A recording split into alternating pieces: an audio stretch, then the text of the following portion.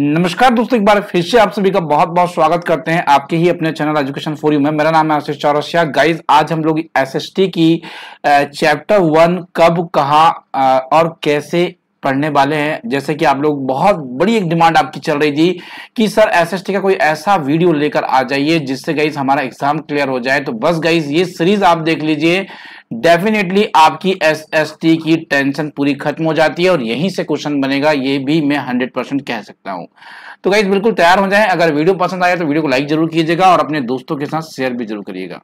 तो गाइज अगर हम यहाँ देखें पहले, तो आपको बताना चाहता हूं लगभग 8000 साल पहले की बात बता रहा हूं।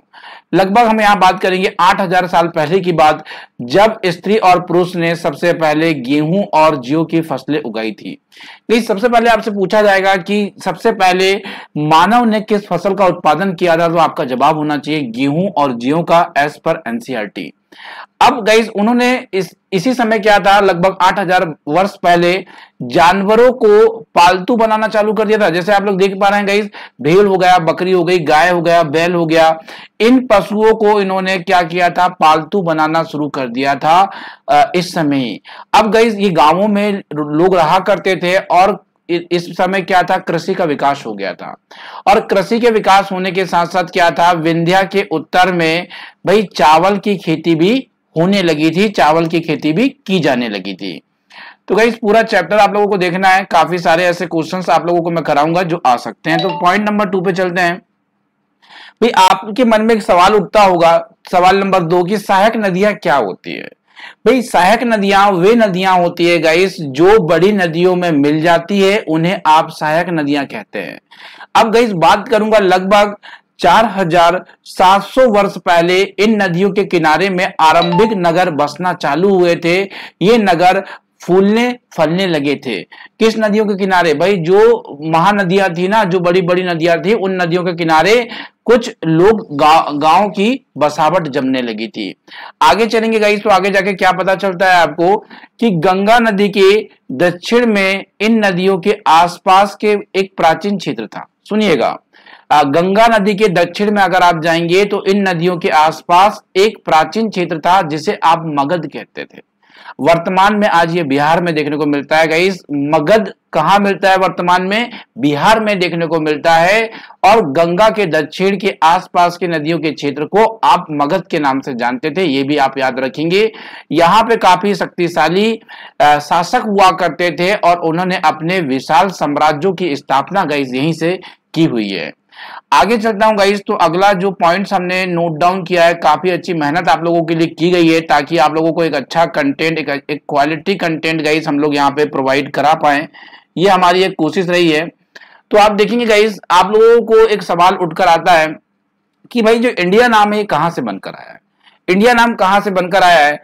तो गाइस देखते हैं, इंडिया और भारत जैसे नामों का जो प्रयोग है ना, ये इंडिया शब्द जो है इंडस से निकलता है। किस शब्द से निकला है भाई, इंडिया इंडस शब्द से निकला हुआ है। और इंडिया और भारत जैसे नामों का जो उद्भव हुआ है वो इंडस शब्द से हुआ है। और जिसे अगर आप संस्कृत भाषा में इसे सिंधु कहा जाता है। मतलब अगर भारत का मीनिंग अगर हम निकाले, इंडस का मतलब अगर हम निकाले, तो संस्कृत में उसे सिंधु कहा जाता है। ये बात क्लियर हो गई। आगे लेकर चलूंगा गाइस, लगभग बात करूंगा 2500 वर्ष पूर्व की। उत्तर पश्चिम के लोग, सुनिएगा यहां एक पॉइंट है, आपको नोट डाउन करना चाहिए। 2500 वर्ष पूर्व उत्तर पश्चिम की ओर से आने वाले जो ईरानी थे, जो यूनानी थे, इन्होंने गाइस सिंधु को हिंदोसा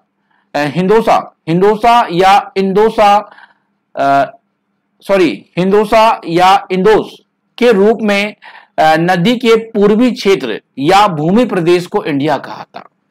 सुनिएगा गाइस, आपसे पूछा जाएगा ये इंडिया किसने कहा था, तो आप क्या कहेंगे, ईरानी और यूनानी ने।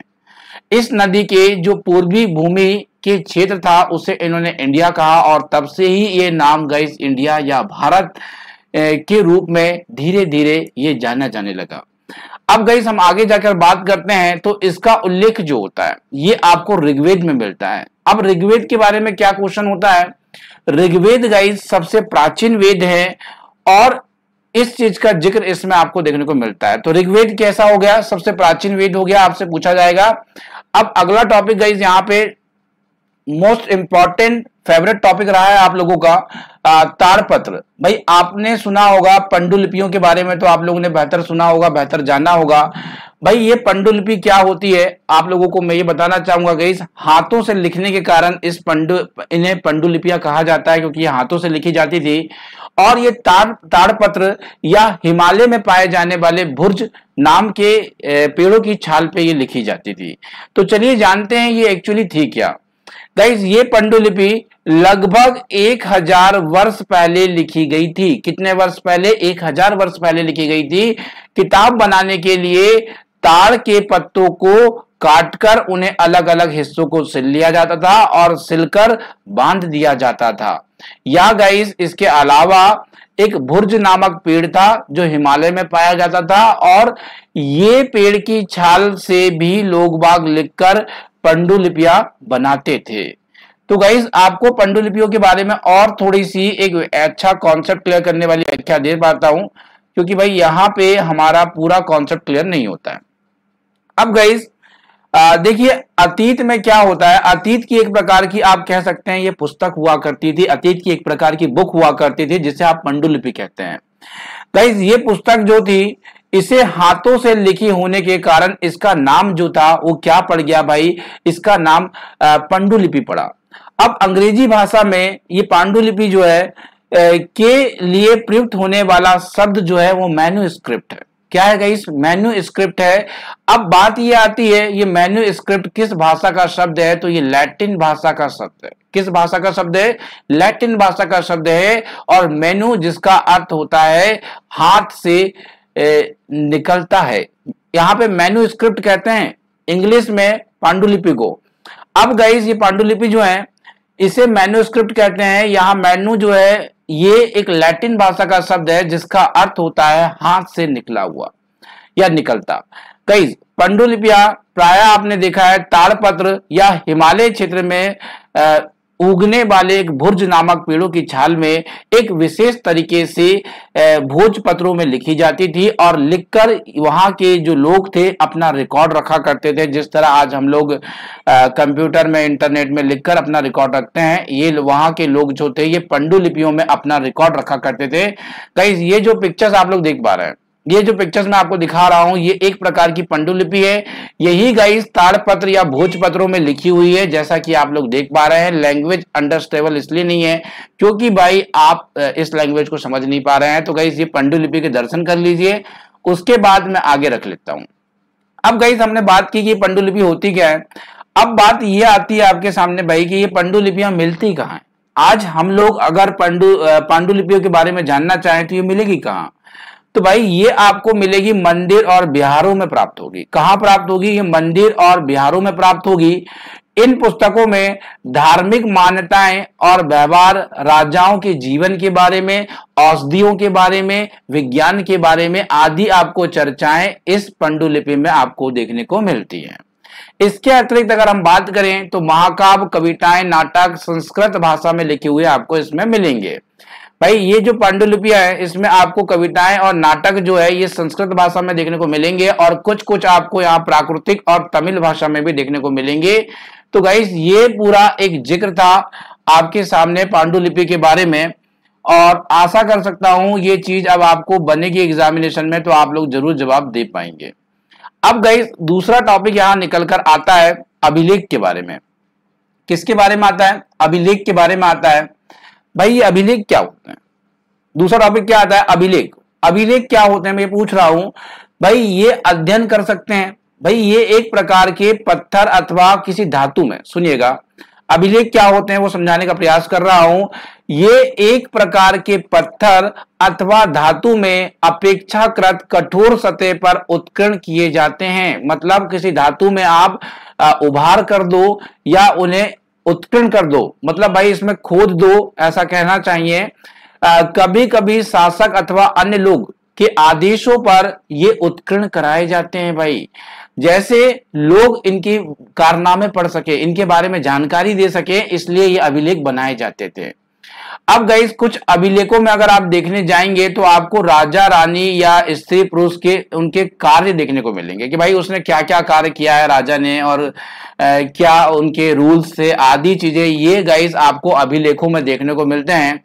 अब देखिए ये जो पत्थर जैसा आपको दिख रहा है ना, यही अभिलेख है, यही अभिलेख है।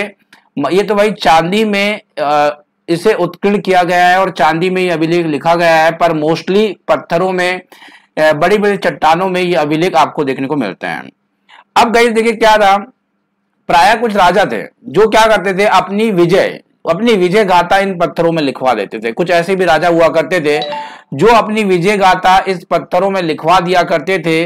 अब गाइस मैं आपको थोड़ा सा बताऊंगा अभिलेखों के बारे में, तो यहाँ पे आप लोग जानने के लिए तैयार हैं। अभिलेखों के बारे में थोड़ी डिटेल यहाँ देख लेते हैं। लगभग हम बात करेंगे 2250 वर्ष पुराना यह अभिलेख वर्तमान में अफगानिस्तान के कंधार में प्राप्त हुआ है। भाई ये अभिलेख जो आप देख रहे हैं ना, ये अभिलेख अफगानिस्तान के कंधार में प्राप्त हुआ है। आपसे पूछा जा सकता है ये कंधार कहाँ पे है, तो भाई अफगानिस्तान पे है। अब गाइस ये अभिलेख अशोक नामक शासक ने बनवाया था, उत्कीर्ण करवाया था। किसने करवाया था? अशोक ने करवाया था। इसके शासक में इसके बारे में कह रहा है भाई, ये तुम आगे जाकर पढ़ोगे, चलो ठीक है। लिपि और अक्षर, भाई लिपि और अक्षर के संकेतों के माध्यम से आप इन अभिलेखों को पढ़ सकते हैं, ऐसा बताया जा रहा। अलग अलग भाषाएं में ये अभिलेख आपको पढ़ने को मिलते हैं। आज भी कुछ ऐसे अभिलेख मौजूद हैं जिन्हें आज तक नहीं पढ़ पाए हैं, क्योंकि उनकी भाषाएं बड़ी डिफिकल्ट थी, भाषाएं नहीं समझ पाई। पर भाषाएं भी वैज्ञानिक अलग अलग तरह से समझने का प्रयास किया और समझे भी हैं काफी अभिलेख की भाषाओं को। तो गाइज अगर आपको कहा जाए कि पुरातत्ववादी क्या होता है, भाई आप यहाँ देख पा रहे हैं ये पुरातत्ववादी की बात कर रहे हैं। गाइज ये पुरातत्ववादी क्या होता है, तो भाई ऐसी वस्तुओं का अध्ययन करने वाला व्यक्ति पुरातत्ववादी कहलाता है जो अतीत की वस्तुएं होती हैं। भाई जो बड़ी पुरानी वस्तुएं हैं जिनके बारे में कोई जानता नहीं है, पहचानता नहीं है, उनका अध्ययन, उनका स्टडी करके उनके बारे में पता लगाते हैं, उन्हें आप पुरातत्ववादी कहते हैं। ऑप्शन गाइज यहाँ पे आप लगा सकते हैं, अगर आता है पुरातत्ववादी के बारे में पूछा जा सकता है, क्योंकि गाइज कोई भी क्वेश्चन कहीं से भी बन सकता है, इसलिए आपको वीडियो पूरा देखना है। खास तौर से यहाँ पे देखिए कुछ ये सिक्के हैं गाइस, ये आपको जो दिख रहा है ना ये वाला, ये सिक्का है भाई, ये सिक्का है, ये भी सिक्का है। इस तरह के सिक्के इस्तेमाल किए जाते थे, आज हम लोग इसकी कल्पना भी नहीं कर सकते हैं। इस तरह के बर्तन यूज किए जाते थे लगभग 4700 वर्ष पूर्व, इस तरह के सिक्के इस्तेमाल किए जाते थे। आप लोग देख पा रहे हैं गाइस, तो ये चीजें आपको थोड़ा सा दिखाना था, बाकी इसमें कुछ इंपॉर्टेंट नहीं है। आगे चलते हैं, अब थोड़ा सा जानेंगे भाई यहाँ पुरातत्ववादियों के बारे में, ठीक है। गाइस यहाँ पे क्या कह रहा है, जो पुरातत्ववादी जो होते हैं, चलिए गाइस थोड़ा सा ग्रीन कलर हटा देता हूं मैं, थोड़ा सा मजा नहीं आ रहा है इसमें, है ना। चलिए रहने देते हैं। भाई पुरातत्ववादी जो होते हैं जानवर, चिड़िया, मछली की हड्डियों आदि को भी ढूंढते हैं, ठीक है। ये केवल इमारतें, चट्टाने या धातुओं को बस नहीं ढूंढते हैं, ये जानवर, चिड़िया या मछलियों की हड्डियों को भी ढूंढते हैं, क्योंकि जब इन चीजों को वो ढूंढते हैं तो उन्हें यह जानने का मदद मिल जाता है कि अतीत के लोग क्या खाते थे। अगर मछलियों की हड्डियां मिल रही है इसका मतलब अतीत के लोग मछलियां खाना पसंद करते थे। अगर चिड़िया या मुर्गियों की हड्डियां मिल रही है तो वहां आप घोषित कर सकते हैं कि अतीत के लोग भी मुर्गियां खाया करते थे। तो गाइस ये चीजें जानने का मौका मिल जाता है। आगे हम चलते हैं पांडुलिपियों के बारे में। ये अभिलेख या पुरातत्व से ज्ञात जानकारी इतिहासकार के स्रोत का प्रयोग करते हैं। भाई अब मान लेते हैं जैसे पांडुलिपि है, अभिलेख है, पुरातत्व है, जिसके माध्यम से एक पुरातत्ववादी इतिहास के बारे में जानता है, तो इनको वो स्रोत कहता है। क्या कहता है भाई? इन्हें वो स्रोत कहता है, इन्हें स्रोत कहता है, ठीक है। ये पांडुलिपियां, अभिलेख, पुरातत्ववादी ये एक स्रोत हैं इतिहासकारों को इतिहास के बारे में जानने के लिए। यहां पे आप थोड़ा सा नोट डाउन कर लेंगे तो बड़ी अच्छी बात होगी, 1 नंबर का क्वेश्चन बन सकता है। कई जो पुरातत्ववादी होते हैं ये एक प्रकार के जासूस होते हैं, और ये जासूस की तरह क्या करते हैं, छानबीन करते हैं और जानने का प्रयास करते हैं कि भाई अतीत में कैसा था, अतीत में क्या चीजें खाई जाती थी, अतीत में लोग बाग कैसे रहते थे। ये सब कार्य जो है ये पुरातत्ववादी के द्वारा किए जाते हैं। और गाइस आगे चलेंगे, अब हम जानेंगे यहाँ पे कुछ तिथियों के बारे में। That is a very important concept. मैं आपसे एक ही बात कहना चाहूंगा, अगर आप लोग सुन रहे हैं, इसे देख रहे हैं, तो भाई बहुत ध्यान से देखेंगे। गाइस एक बार हटा देता हूं इसे ताकि आप लोग एक अच्छी विजिबिलिटी पा सके, और हम लोग कर देते हैं इसे येलो, ठीक है। गाइस बात करेंगे, आपने सुना होगा कई बार BC AC AD या BCCE, ऐसा कुछ सुना होगा आपने, तो वो सारी आज कॉन्सेप्ट में क्लियर करने जा रहा हूं। गाइस देखिए, वर्ष की गणना ईसा धर्म प्रवर्तक ईसा मसीह के जन्म की तिथि के साथ की जाती है। आप लोग जानते हैं जो पुराना समय है और जो समय चल रहा है, कहीं ना कहीं उसे बताने के लिए ईसा मसीह के जन्म की तिथि का प्रयोग किया जाता है। अगर आप कहना चाहते हैं कि 2000 वर्ष, कहने का तात्पर्य यह होता है कि ईसा मसीह के जन्म से 2000 वर्ष के बाद। अगर ईसा मसीह के जन्म के पूर्व आपको कहना है तो आप कहोगे ईसा पूर्व, मतलब ईसा के से पहले। तो आप अगर कुछ बताना चाहते हैं 2000 वर्ष पहले की बात बताना चाहते हैं, या तो आप ऐसा बताना चाहते हैं, तो आप उसे ईसा पूर्व में लिखते हैं, जिसे कहा जाता है ईसा मसीह के जन्म के पहले की बात होती है ईसा पूर्व। मेरे हिसाब से आपको थोड़ा समझ में आया होगा, कंफ्यूज मत होना, अभी आगे जाके इसका पूरा फुल कॉन्सेप्ट मैं आप लोगों के साथ डिस्कस करूंगा। गाइस जो भी वीडियो देख रहे हैं उनको मैं कहना चाहूंगा, आप लोगों के लिए कंप्लीट स्टडी हम लोग करा रहे हैं ठीक रात 9 बजे। तो आप लोग भाई रात 9 बजे जुड़े हमसे और एक फ्री ऑफ कॉस्ट स्टडी का आनंद लें। किसी प्रकार से एक भी रुपए ना खर्च करते हुए आप लोग बेहतर स्टडी हम लोगों से प्राप्त करेंगे। और प्राप्त करने के साथ साथ आपको एक बात और यहाँ पे लाभ हो जाता है कि आपको फ्री ऑफ PDF, इसका जो PDF चाहिए तो आप हमें टेलीग्राम चैनल से जुड़ जाइएगा, वहां पे आपको इसका PDF मिल जाता है। टेलीग्राम चैनल का नाम भी एजुकेशन फॉर यू है। आगे चलते हैं भाई, आप लोग ने कई बार ये बोल रहा है कि आपने देखा होगा कई बार अंग्रेजी में BC लिखा हुआ होता है और हिंदी में ईसा पूर्व लिखा हुआ होता है। इसका मतलब क्या होता है? BC का मतलब होता है बिफोर क्राइस्ट, मतलब ईसा से पहले, ईसा के जन्म से पहले, या ईसा पूर्व आप इसे कह सकते हैं। गाइस समझ में आया BC का मतलब? अब कभी कभी आप जाओगे तो आपने AD लिखा हुआ देखा होगा, जरूर देखा होगा AD लिखा हुआ हिंदी में, तो गाइस उसे आप एनो डोमिनी कहते हैं, एनो डोमिनी कहते हैं। ये लैटिन भाषा का शब्द है, आपको बता दूं इसका मतलब ये होता है ईसा मसीह के जन्म के वर्ष से। इसका मतलब क्या होता है? आप काउंटिंग कर रहे हैं, ईसा मसीह के जन्म से काउंटिंग कर रहे हैं। AD का मतलब होगा एनो डोमिनी। तो ये गाइस याद रखेंगे आप, बहुत ही बेहतर चीज आपको मैंने बताई है। अब आगे चलते हैं, इसी कॉन्सेप्ट को बढ़ा देते हैं। तो इस कॉन्सेप्ट को बढ़ाते हैं तो क्या मिलता है? AD की जगह कई बार आप CE लिखा देखेंगे। क्या देखेंगे? CE, यहां फोकस करना। कई बार आप BCE भी देखेंगे, BCE, कई बार BC देखेंगे। तो भाई ये CE अक्षर को आप क्या कहते हैं? CE को आप कहते हैं कॉमन एरा, और BCE को क्या कहते हैं? Before common era. ये लिखा हुआ आप देख सकते हैं AD की जगह। किसकी जगह मिलेगा? AD की जगह आपको BC या BCE मिलेगा। इसका अर्थ होता है कॉमन एरा या गाइस बिफोर कॉमन एरा। आप याद रखेंगे, इसे काफी ज्यादा इंपॉर्टेंट था ये आप लोगों को बताना गाइस। अब गाइस कई बार आज का तो बड़ा मॉडर्न कॉन्सेप्ट चल रहा है, आप लोग BP देखेंगे। BP ये तो नया होगा ना आपके लिए, BP सुना है आप लोगों ने? गाइस क्या बोल रहा है ये? B और P, BP कभी सुना है? मतलब होता है बिफोर प्रेजेंट। क्या होता है भाई इसका मतलब? बिफोर प्रेजेंट होता है। तो ये भी आप थोड़ा सा याद रखेंगे। बड़ा अच्छा सा कॉन्सेप्ट लगा मुझे ये, और आपको काफी कुछ जानने को मिल रहा है, और थोड़ा सा और वीडियो बचा है। गाइस देखिए क्या होता है, कुछ बहुत सारे ऐसे अभिलेख उत्कीर्ण कराए गए हैं जिन अभिलेखों में पूर्व में लिखे गए हैं। अब उनकी भाषा क्या थी, उनकी लिपि क्या थी, ये समझना बड़ा ही ज्यादा डिफिकल्ट हो जाता है कि किस भाषा का, किस लिपि का प्रयोग किया गया है। और विद्वानों ने इसमें रिसर्च भी की है, पर कई ऐसी लिपियां इन्हें मिल गई है जो लिपियां अज्ञात है, जिनका कोई पता नहीं लगाया जा सक रहा है। आदि चीजें आप कह सकते हैं गाइस। तो यहां अगर मैं बात करूं तो ये एक प्रकार की लिपि आपको दिखाई दे रही है। वैज्ञानिकों ने शोध किए और जाना कि कुछ इस तरह से इस्तेमाल किए जाते थे इस लिपियों में। जैसे देख रहे हैं आप लोग, ये बॉक्स बना है तो बॉक्स का मतलब P है। ये आधा गोला बना है सेमी सर्कल, इसका मतलब T है, इसका मतलब O है। ये जानवर जो दिख रहा है शेर जैसा, उसका मतलब L है। M है, इसका मतलब I है, और इसका मतलब S है। जैसे देख रहे हैं ना अभी कबूतर, कबूतर का मतलब A है, ये देखिए आप। और ये L है, ये ट्रायंगल का मतलब K है। तो गाइस इस तरह की लिपियों में कुछ अभिलेख लिख दिए गए थे, और उन अभिलेखों को जाना गया वैज्ञानिकों के द्वारा। इन्होंने रिसर्च किया, शोध किया, इन्हें पता लग गया कि भाई जहां कबूतर का चिन्ह हमें दिख रहा है वहां हमें A पढ़ना है, जहां हमें ये बॉक्स का चिन्ह दिख रहा है वहां P पढ़ना है। तो इसके आधार पे इन्होंने कहीं ना कहीं अभिलेख को जाना और अभिलेख को पढ़ना स्टार्ट किया, और जो आज अज्ञात लिपियों के अभिलेख इन्होंने पढ़े हैं। अब हम आगे बात कर ले गाइस, तो आगे क्या बताने का प्रयास कर रहा है ये, चलो ये भी देख लेते हैं भाई। जब इतना देख लिए तो इससे क्या डरना, अब इतना भी देख लेते हैं गाइस। जस्ट ये फिनिश होने वाला है, खत्म होने वाला है गाइस। बात करें मिस्र की, मिस्र के तट पर एक रोसेटा नामक एक कस्बा है।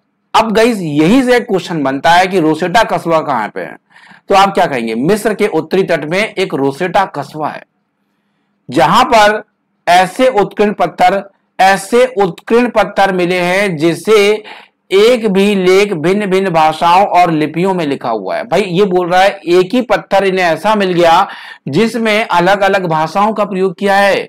उसमें यूनानी भाषा भी मिली इन्हें, उन्हें मिस्र भाषा की लिपि भी मिली। तो मतलब एक ही पत्थर में दो प्रकार की लिपियां, दो प्रकार की भाषा देखने को मिली। इससे क्या साबित हुआ? इससे यह साबित हुआ कि वहां के लोग दो प्रकार की भाषा तो जानते थे। अब विद्वानों ने यूनानी भाषा पढ़ सकते थे। उन्होंने बताया कि राजा और रानियों के नाम छोटे से फ्रेम में दिखाए गए हैं जिन्हें आप कारतूस कहते हैं। अब गाइस ये कारतूस क्या है? कारतूस ऐसा लगता है यार कि कुछ बम ब्लास्टिंग का होगा, पर ऐसा नहीं है। ये कह रहा है कि राजा रानियों के नाम एक छोटे से फ्रेम में दिखाए गए थे, उन फ्रेमों का नाम यहाँ पे कारतूस है। इसके बाद अगर चलें तो विद्वानों ने यूनानी और मिस्र की ओर संकेत करते हुए अलग अलग रखते हुए मिस्र के अक्षर में समानार्थक ध्वनियों की पहचान की और उन चीजों को पढ़ पाए। जैसा कि मैंने आपको ऊपर बताया कि भाई जहां इन्होंने कबूतर देख लिया, बोले ए फॉर एप्पल बनता है कबूतर से, इस तरह धीरे धीरे धीरे धीरे इन्होंने जाना और लिपियों को पढ़ना इनके लिए संभव हो पाया। तो गाइज ये था पूरा चैप्टर आपके सामने, जो मैंने आप लोगों को एक रिव्यू कराया है। गाइस ये मेरा प्रयास, ये मेरी कोशिश आप लोगों को कैसे लगी है गाइस? हम आप लोगों के लिए हमेशा तत्पर हैं। हम चाहते हैं गाइस कि हमारे देश का पूरा एक एक बच्चा वो पढ़ पाए जो आज महंगी महंगी कोचिंगों में या महंगे महंगे पेड कोर्स में पढ़ाया जा रहा है। मैं वो चाहता हूँ गाइस, मैं वो चाहता हूँ कि आप वो चीजें पढ़ पाए, मैं चाहता हूँ गाइस। तो मैं आप लोगों से एक ही बात कहना चाहूंगा, अगर वीडियो पसंद आया तो इसे वहां तक पहुंचा देना जहां तक इसकी जाने की जरूरत है, मतलब जिसे इसकी आवश्यकता है वहां तक पहुंचाना आपका काम है गाइस। दिल से अगर आपको कुछ सीखने को मिला हो तो मुझे चाहिए एक बच्चे से 3 शेयर। याद आती ना यहाँ पे जय हो की याद आती होगी कि एक जन को अगर आप मदद कर रहा है तो इसके बदले 3 जन की मदद करिए। वैसे ही गाइस मैं कह रहा हूं एक बच्चे को यहाँ 3 लोगों को शेयर करना है, 3 लोगों को शेयर करना है, बस ये मेरी मेहनत सफल हो जाती है। तो गाइस बहुत बहुत धन्यवाद आप सभी का जुड़ने के लिए। आप सभी से एक गुजारिश करूंगा कि रात 9 बजे आप लोग जुड़ेंगे हमसे। डेली लाइव क्लास होती है, बिल्कुल live question, live doubt clear sessions रात 9 बजे। और गाइस टेलीग्राम ज्वाइन कर लें भाई, एजुकेशन फॉर यू सर्च कर लेना, एजुकेशन फॉर यू मिल जाएंगे टेलीग्राम पे, ज्वाइन कर लेना, बहुत यूजफुल रहेगा। बहुत बहुत धन्यवाद आप सभी का जुड़ने के लिए। मिलता हूं रात 9 बजे। Thank you guys.